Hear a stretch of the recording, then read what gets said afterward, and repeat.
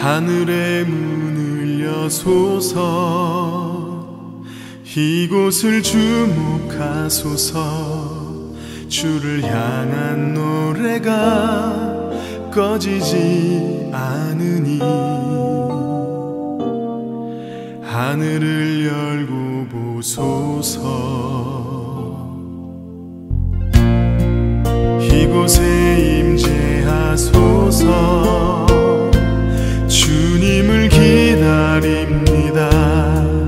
기도의 향기가 하늘에 닿으니 주여 임재하여 주소서.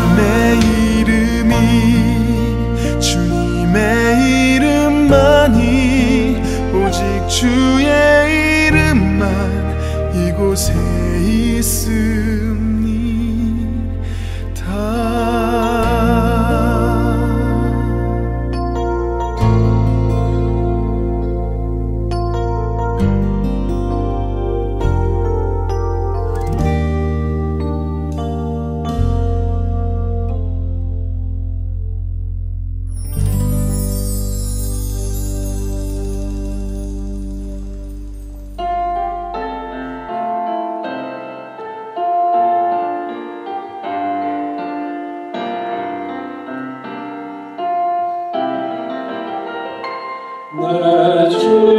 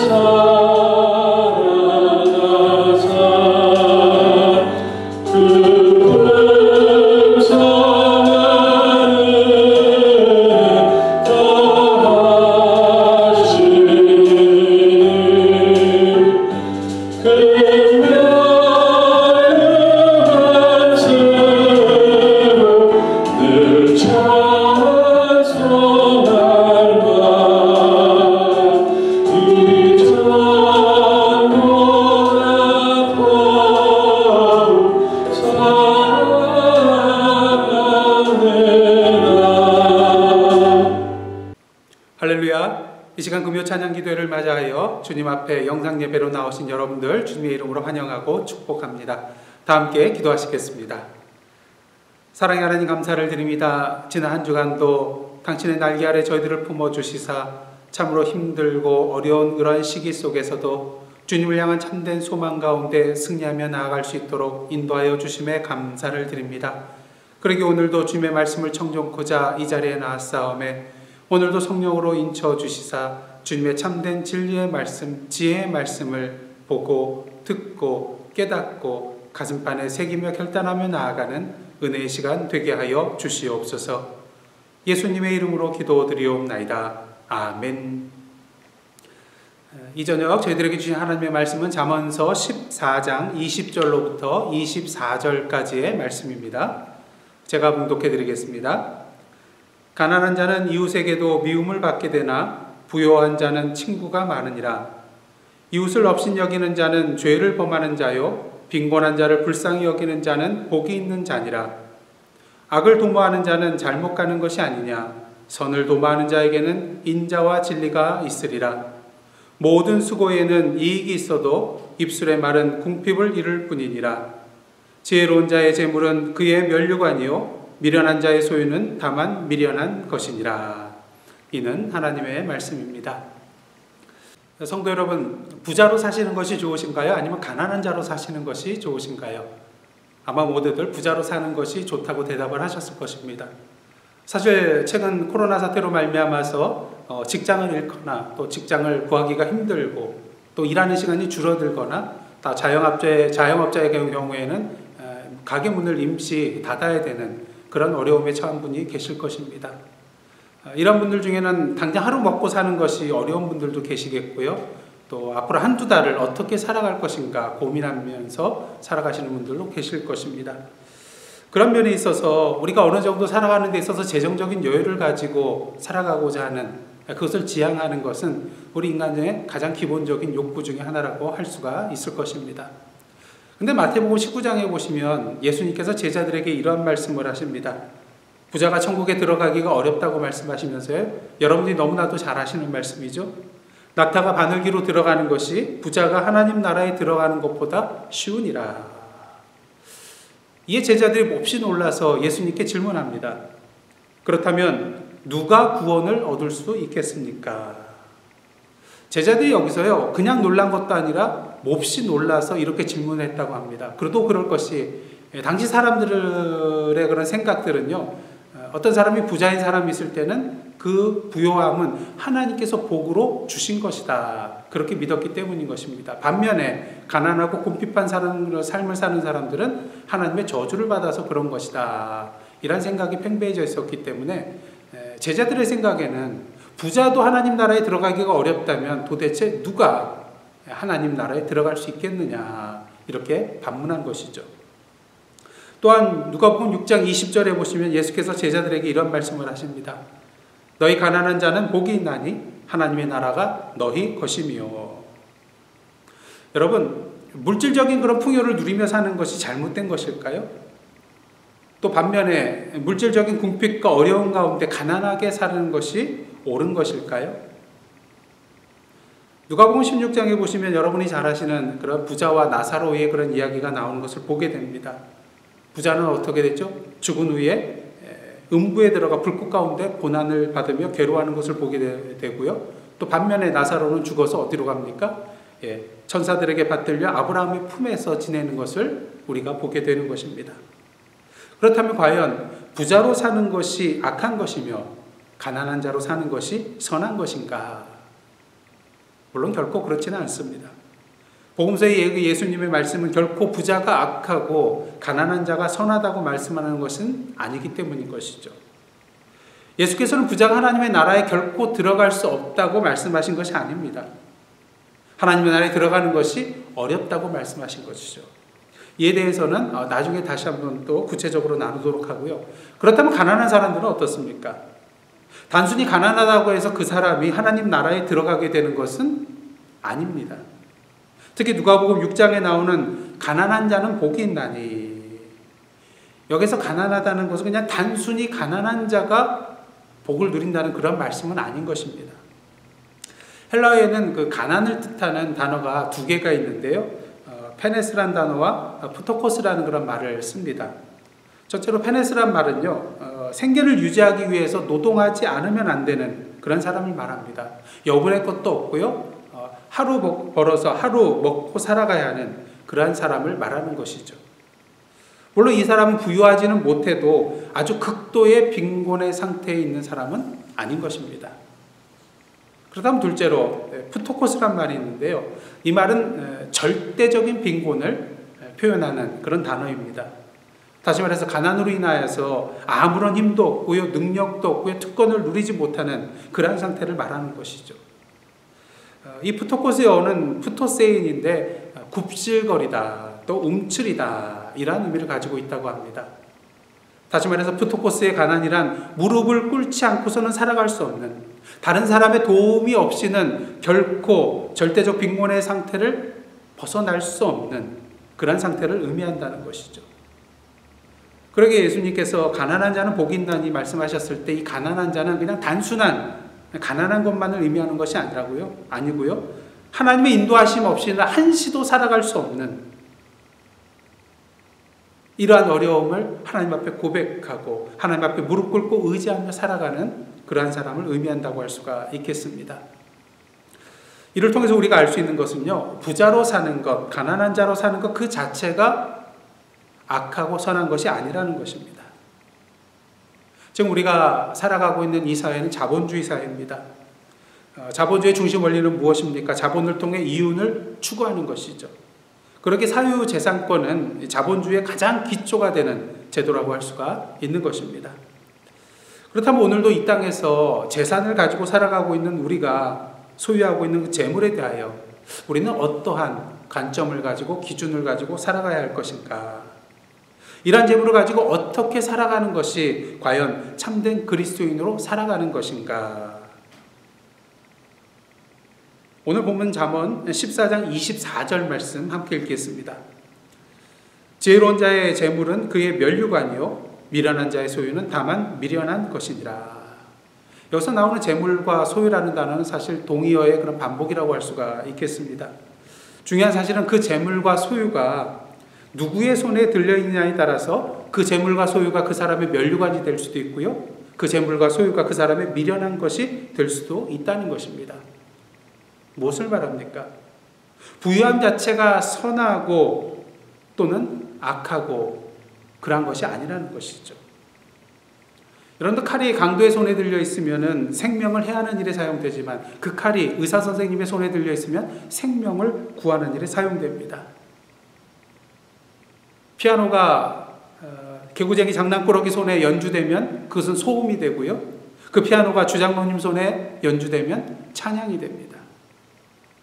성경이 이단 사이비 종파 교주의 손에 들려 있으면 그것은 멸망에 이르는 책이 되지만 성경이 신실한 목사님의 손에 들려 있을 때 그 책은 생명에 이르는 책이 되는 것입니다. 그렇다면 우리의 손에 들려있는 재물이 우리의 삶의 면류관이 되기 위해서는 어떠한 삶을 살아야 될 것인가? 그 지혜가 오늘 본문 말씀 속에 담겨 있습니다. 하나님께서는 오늘 본문을 통하여 우리에게 참된 지혜자로서 우리가 어떻게 살아가야 하는지 분명히 말씀해 주고 계십니다. 무엇보다 오늘 본문은 게으름의 가난에서 부지런함의 풍요로 나아갈 것을 말씀해 주고 있습니다. 우리 기독교 역사를 보면은요, 교회사 속에서 보면 그 가난에 대해서 가치를 두는 그런 시기가 있었습니다. 그래서 중세 초기를 보면은 부자는 악하고 또 가난이 하나님의 축복을 받은 증거로 여겨지는 그런 시대가 있었습니다. 그러게 후기 베네딕트 수원에서 보면은 청빈과 정절과 또 순종을 3대 규율로 삼고 자발적으로 가난한 자가 되어서 청빈한 생활을 하는 사람이야말로 하나님의 사랑과 은혜를 가장 크게 받은 자로 그렇게 여기던 시절도 있었습니다. 그러다 보니까 사회적으로 부작용도 생겨나게 되었는데요. 12세기경에는 일하지 않냐고 때를 지어 돌아다니면서 강제적으로 협박하고 구걸하는 그런 사람들이 생겨나게 되었고요. 이것이 심각한 사회 문제로 대두되기도 하였다고 합니다. 그래서 교회는 이러한 혼란을 막기 위해서 선천적 가난한 자와 또 사도들과 같이 복음을 위해서 자발적으로 가난하게 된 자를 구별하게 되었다고 합니다. 그리고 한 걸음 더 나아가서 가치가 있는 가난한 사람과 또 무가치한 가난한 사람들을 구별하게 되었습니다. 그래서 고아나 과부나 또 질병 등으로 인해서 장애자가 된 사람들에 대해서는 가치가 있는 가난한 자라 그렇게 여겼고요. 반면에 건강하지만 게을러서 타인에게 의존하면서 구걸하는 그런 사람들에 대해서는 무가치한 가난한 사람들이라고 이렇게 구별했던 때가 있었습니다. 이러던 가운데 시간이 흘러서 교회에 막대한 재산이 축적되고요. 또 감독들은 그 풍부한 수입으로 말미암아 호사로운 생활을 누리게 되는 그런 시절이 도래하게 되었습니다. 하지만 이러한 삶은 어떻습니까? 그동안 그들이 주장하던 청빈의 삶과는 거리가 먼 것이었죠. 그러다 보니까 어떠한 주장이 나왔냐면요. 가난은 하나님의 무서운 저주를 받은 결과이고 따라서 조롱의 대상이 된다. 이러한 주장에까지 나아가게 됩니다. 그리고 이러한 가운데서 세속적인 사람이 교회의 교부의 감독의 자리에 올라서 형식적인 예배를 드리고요. 또 신자들의 신앙을 제대로 돌보지 아니하고 사회적으로도 가난하고 공핍한 그러한 사람들을 제대로 돌보지 아니하고 관심을 갖지 않는 그러한 시절이 도래하게 되었습니다. 이런 문제는 교회 성직자뿐만 아니라 수도원의 수도사들도 마찬가지였는데요. 표면적으로는 청빙 생활을 하고 금욕 생활을 하고 경건에 집중한다고 하면서 물 좋고 산세 좋은 곳 그리고 산속 깊은 곳에서 현실 도피적인 수도 생활을 하면서 전도와 구호 생활에는 전혀 관심을 갖지 않는 이러한 엉터리 수도사들도 생겨나게 되었다고 합니다. 이러한 가운데 13세기 초에 수도원을 개혁하려는 그런 운동이 일어났는데요. 그것이 탁발 수도회였습니다. 탁발이란 말은 그 국어를 통해서 생계를 유지한다는 그런 의미인데요. 그래서 탁발 수도사들은요, 수도원에 머물러서 지내는 것이 아니라 이동을 하면서 가난하고 무지한 백성들에게 전도하고 또 구제 사업을 하면서 그들의 고통과 기쁨을 함께 더불어 나누며 맛보는 삶을 살았던 사람들, 그 사람들이 바로 탁발 수도사였습니다. 우리는 이러한 그런 교회의 역사를 통해서 우리의 신앙생활 속에서 물질적 가난과 청빈 그 자체에 의미가 있는 것이 아니라 무엇을 위한 가난이냐, 무엇을 위한 청빈이냐에 따라서 그 의미가 달라질 수 있다는 것을 분명히 보게 됩니다. 여러분, 금식 자체가 중요한가요? 예, 중요해 보입니다. 하지만 금식 자체가 중요한 것이 아니라 무엇을 위한 금식이냐가 더 중요한 것이죠. 이 금식을 통해서 진정 자신을 내려놓고 진정한 마음으로 하나님 앞에 기도로 나아가기 위한 금식이어야 한다는 것입니다. 겸손도 마찬가지입니다. 겸손 자체가 중요한 것이 아니라 무엇을 위한 겸손이냐가 중요한 것입니다. 예수님처럼 다른 사람들을 섬기기 위하여 철저하게 낮아지셨던 겸손이 되어야 하기 때문인 것이죠. 우리의 가난과 청빈함도 마찬가지입니다. 가난함과 청빈 자체가 중요한 것이 아니라 무엇을 위한 가난과 청빈이냐가 중요하다는 것이죠.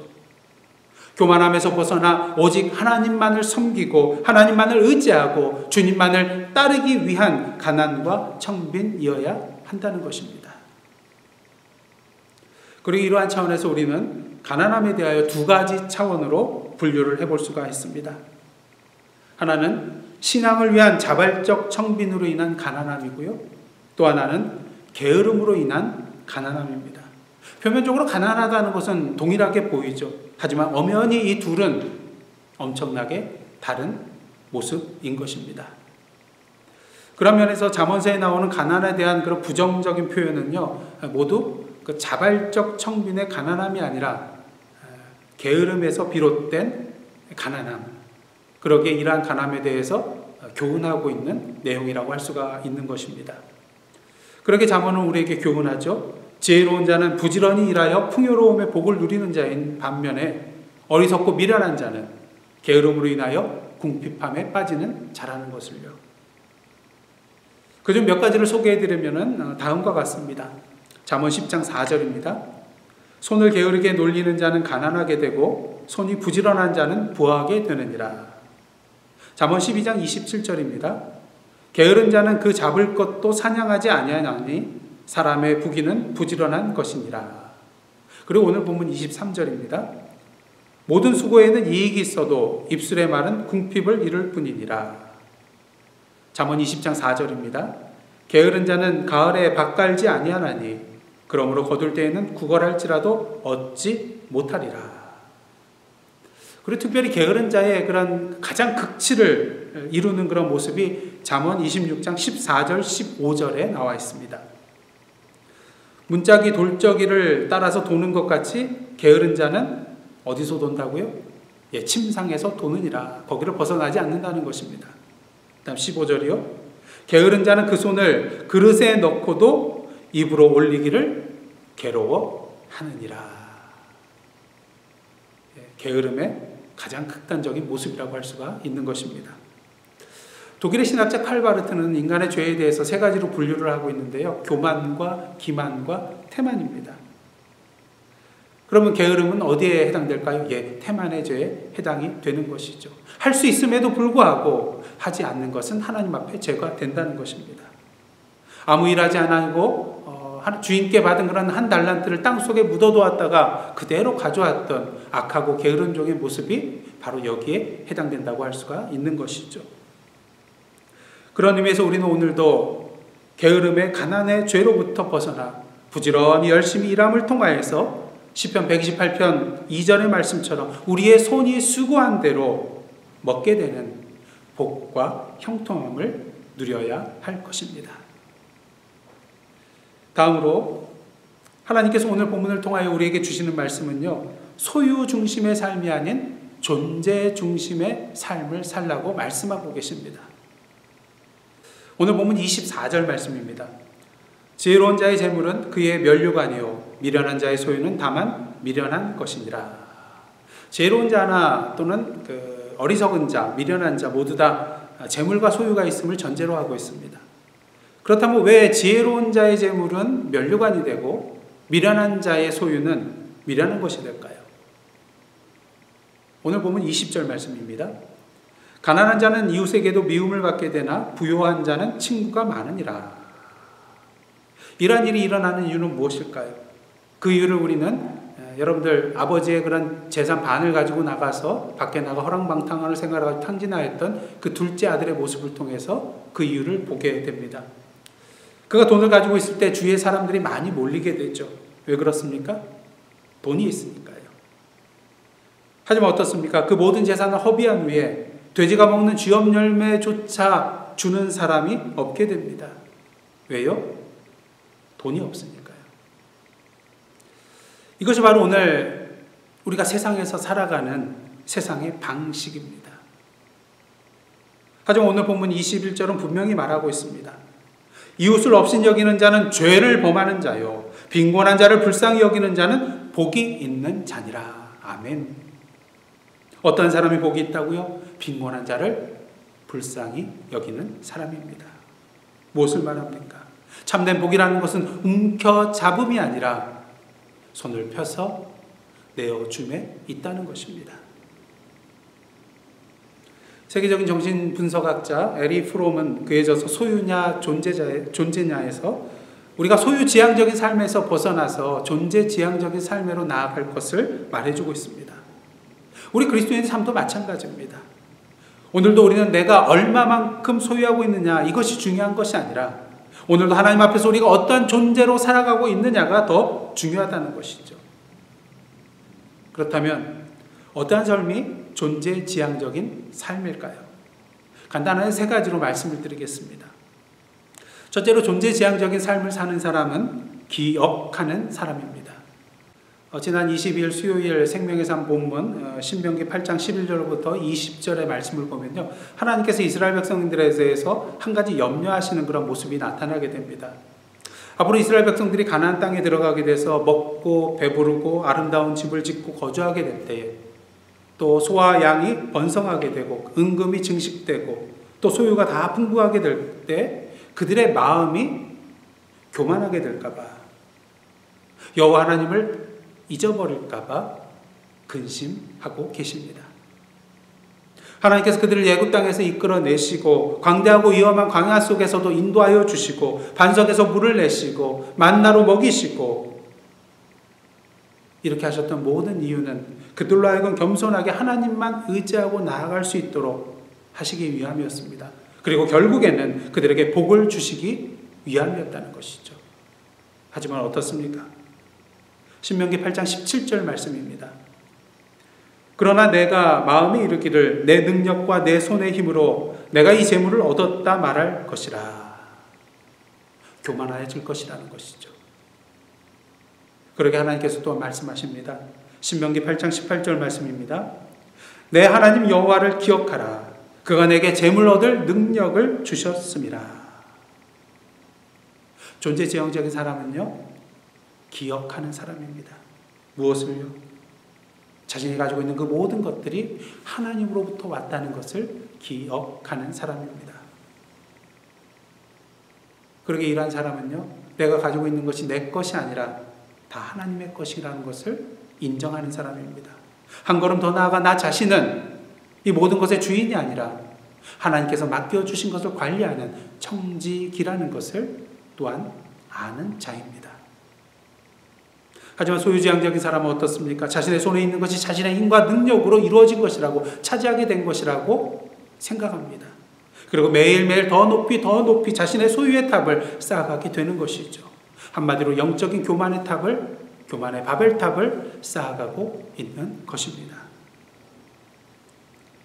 이러한 소유지향적인 사람은 어떻습니까? 자신의 소유가 더 많아질수록 오히려 자유함을 느끼지 못하고요, 그것들의 노예가 되는 경향이 있습니다. 돈이 많아질수록 돈의 노예가 되고요, 권력이 커질수록 권력의 노예가 됩니다. 여러분들이 매일 사용하는 스마트폰은 어떻습니까? 여러분이 주인이고 여러분이 사용하시는 것이지만 때로는 이 스마트폰에 노예가 되어 살아가고 있다는 것을 느끼실 때가 있을 것입니다. 하지만 존재지향적인 사람은 그 소유로부터 자유함을 누립니다.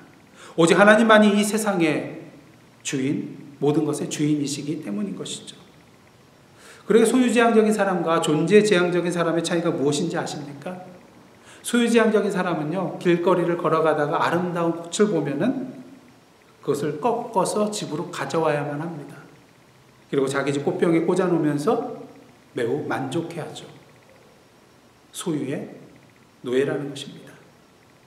하지만 존재지향적인 사람은 길가에 아름다운 꽃을 보았을 때 그 꽃을 바라봄으로 누리고요, 하나님께 감사하고요, 그 꽃이 잘 자라나도록 물을 주는 사람입니다. 소유로부터의 자유함을 누리는 사람인 것이죠. 이 시간 분명히 하시기를 바랍니다. 우리의 모든 소유는 하나님으로부터 왔다는 것, 그리고 우리는 하나님의 소유를 맡아서 관리하는 청직이라는 사실을 기억하시는 저와 여러분의 삶이 되기를 원합니다. 그렇게 둘째로 존재지향적인 삶을 사는 사람은요, 발견하는 사람입니다. 무엇이 참된 가치가 있는지, 무엇이 참된 보물인지 발견하는 사람이라는 것이죠. 소유지향적 사람에게는 가치 있는 것이 무엇입니까? 그저 육신의 눈에 보이는 것이 가치 있는 것입니다. 그러기에 이 눈에 보이는 보물을 눈에 보이는 곳에 쌓아놓고 저장하게 되는 것입니다. 하지만 존재지향적인 사람은 어떻습니까? 그에게 가치 있는 것은 눈에 보이지 않는 것입니다. 그러기에 그는 이 눈에 보이지 않는 보물을 눈에 보이지 않는 곳에 쌓아두게 되는 것입니다. 주님께서 말씀하셨죠? 마태복음 6장 19절 20절 말씀입니다. 너희를 위하여 보물을 땅에 쌓아두지 말라. 거기는 좀과 동록이 해하며 도둑이 구멍을 뚫고 도둑질하느니라. 오직 너희를 위하여 보물을 하늘에 쌓아두라. 거기는 좀이나 동록이 해하지 못하며 도둑이 구멍을 뚫지도 못하고 도둑질도 못하느니라. 땅에 쌓아두는 보물의 특징은 무엇입니까? 언젠가는 잃어버릴 수 있는 것이라는 것이죠. 한 부자가 밭에 소출이 풍성하여져서 어떻게 합니까? 자신을 위하여 곡간을 더 크게 짓고 자신의 영혼을 향하여서 여러 해 동안 쉬고 편안히 쉬고 먹고 마시고 즐거워하자고 그렇게 말합니다. 하지만 그날 밤 하나님께서 그 영혼을 데려가시면 그의 소유가 누구의 것이 되겠습니까? 그러게 누가복음 12장 20절은 이러한 자에 대해서 어리석은 자라고 표현하고 있는 것이죠. 하지만 존재지향적인 사람들은 결코 눈에 보이는 재물을 보물로 생각하지 않습니다. 하나님께서 주신 그 재물을 통하여서 하나님의 나라와 그 의를 이루는 것을 보물로 생각하는 자들이기 때문인 것이죠. 주님께서 말씀하셨습니다. 너희가 거저 받았으니 거저 주라. 주는 것이 받는 것보다 복되도다. 오늘도 무엇이 가치 있는 보물인지 분명히 발견하시는 지혜로운 자로 나아가시는 저와 여러분의 삶이 되기를 원합니다. 그렇게 셋째로 존재지향적인 삶을 사는 사람들은요, 붙잡는 사람들입니다. 무엇을요? 재물이 아니라 기회를 붙잡는 사람입니다. 오늘 본문 22절 말씀입니다. 악을 도모하는 자는 잘못 가는 것이 아니냐. 선을 도모하는 자에게는 인자와 진리가 있으리라. 기회라는 것은 항상 준비하는 자에게 다가오는 것입니다. 왜냐하면 준비하지 않은 자에게는 기회가 기회로 보이지 않기 때문인 것이죠. 그러게 존재지향적인 사람은 언제나 선을 도모하기에 하나님께서 선한 일을 행할 기회를 주실 때에 그 기회를 놓치지 아니하고 꽉 붙들 수 있는 사람입니다. 모르드게와 에스더를 기억해 보시기를 바랍니다. 모르드게가 하만의 그런 계략을 알아채고 에스더에게 전가를 보내죠. 네가 왕후의 자리를 얻은 것은 이때를 위함이 아닌지 누가 아느냐. 그러자 에스더가 회답을 합니다. 에스더 4장 16절 말씀입니다. 당신은 가서 수산에 있는 유다인들을 다 모으고 나를 위하여 금식하되 밤낮 3일을 먹지도 말고 마시지도 마소서. 나도 나의 시녀와 더불어 이렇게 금식한 후에 규례를 어기고 왕에게 나아가리니 죽으면 죽으리이다. 하지만 예수께 찾아왔던 부자 청년은 어떻습니까? 예수께서 말씀하십니다. 마태복음 19장 21절입니다. 네가 온전하고자 할진대 가서 내 소유를 팔아 가난한 자들에게 주라. 그리하면 하늘에서 보화가 내게 있으리라. 그리고 와서 나를 따르라. 하지만 부자 청년의 선택은 무엇이었습니까? 재물이 많으므로 이 말씀을 듣고 근심하여 떠나갔습니다. 그가 붙들기는 붙들었습니다. 문제는 그것이 영원한 생명, 참으로 가치 있는 보물을 붙잡은 것이 아니라 그가 소유하고 있는 재물을 붙잡았던 것입니다. 사랑하는 예사랑 성도 여러분, 오늘도 여러분은 무엇을 도모하며 살아가고 계십니까? 오늘도 참된 지혜자로서 우리의 모든 것이, 우리의 모든 소유가, 모든 재물이 하나님으로부터 온 것임을 기억하시고 눈에 보이는 이 땅의 보물이 아닌 하나님 보시기에 가치 있는 눈에 보이지 않는 그 영원한 보물을 발견하시고 오늘도 하나님께서 세워주신 청지기로서 하나님이 주신 기회를 꽉 붙잡고 하나님의 나라와 그 의를 위하여 귀하게 쓰임받으시는 저와 여러분의 삶, 지혜자의 삶을 살아가시는 예사랑 성도 여러분, 그리고 예사랑 선교교회 되기를 주님의 이름으로 축원합니다. 그런 의미에서 이 시간 함께 기도하며 나가기를 원합니다. 오늘 말씀을 중심으로 먼저 기도 나누도록 하겠습니다. 게으름의 가난에서 벗어나 부지런함의 풍요를 누리게 하옵소서. 소유지향적인 욕심과 교만의 삶을 살았던 저희들을 용서하여 주시고 하나님 앞에서 존재지향적인 삶을 살게 하옵소서. 모든 것이 여호와께로부터 온 것임을 기억하게 하옵소서. 참된 가치 있는 보배를 발견하게 하옵소서. 주님 주시는 선한 기회를 붙잡게 하옵소서. 이 제목을 놓고 함께 기도하며 나가시겠습니다. 함께 기도하시겠습니다.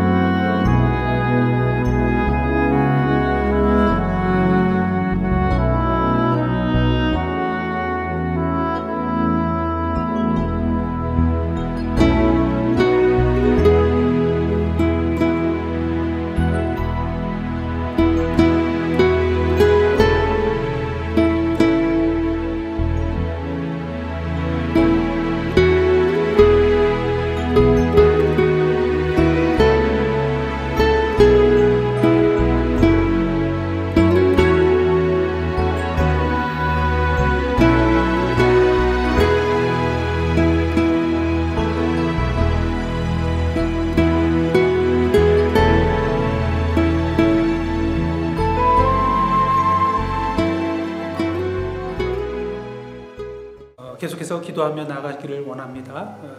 조기택 집사님 어머님 되시는 우리 김윤중 권사님께서 코로나 바이러스에 걸리셔서 지금 투병 중에 계십니다.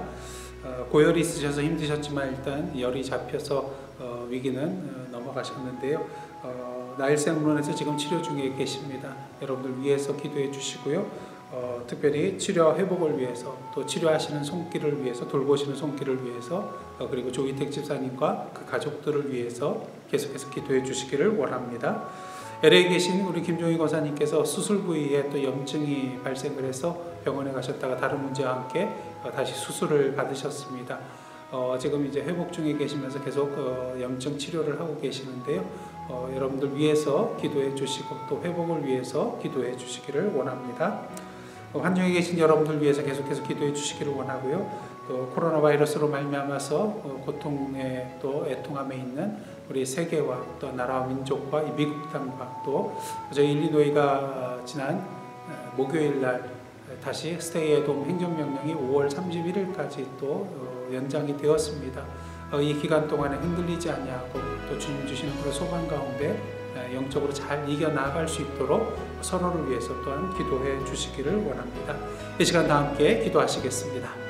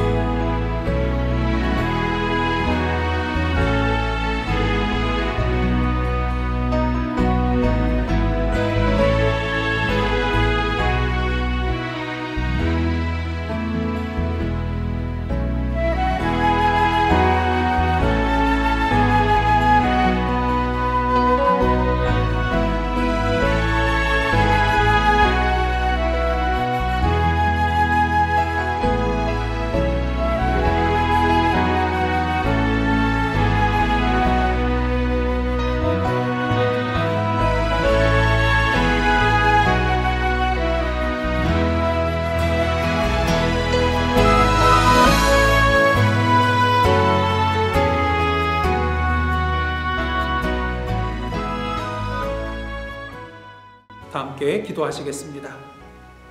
잠언 30장 8절과 9절 말씀에 이러한 말씀이 있습니다. 나를 가난하게도 마옵시고 부하게도 마옵시고 오직 필요한 양식으로 나를 먹이시옵소서. 혹 내가 배불러서 하나님을 모른다 여호와가 누구냐 할까 하오며 혹 내가 가난하여 도둑질하고 내 하나님의 이름을 욕되게 할까 두려워함이니이다. 하나님, 이 잠언서의 말씀이 저희들의 기도 제목이 되게 하여 주옵소서. 오늘도 참된 지혜자로서 우리의 모든 것이 하나님께로부터 온 것임을 기억하고 눈에 보이는 이 땅의 보물이 아닌 하나님 보시기에 가치 있는 눈에 보이지 않는 보물을 발견하고 오늘도 주님의 청지기로서 당신께서 허락하여 주신 삶의 기회를 온전히 꽉 붙잡고 오늘도 하나님의 나라와 그 의를 위하여 귀하게 쓰임받는 저희들의 삶 되게 하여 주시옵소서. 이 모든 말씀 예수님의 이름으로 기도드리오며 이제는 우리 구주 예수 그리스도의 은혜와 하나님 아버지의 크신 사랑과 성령님의 감동과 막 교제케 하시는 역사가 오늘 이 시간 참된 지혜의 말씀을 붙잡고 오늘도 주님의 청지기가 되어 나라와 민족과 온 세계와 주님의 나라를 위하여서 헌신하며 나아가고자 결단하며 나아가는 하나님의 백성들 머리에와 그 삶의 터전 위에 나라와 민족과 선교지와 온 세계 위에 그리고 오늘도 간절함 마음으로 주님 앞에 드린 저희들의 기도 제목 위에 이제로부터 영원토록 함께 계시옵기를 간절히 축원하옵나이다. 아멘.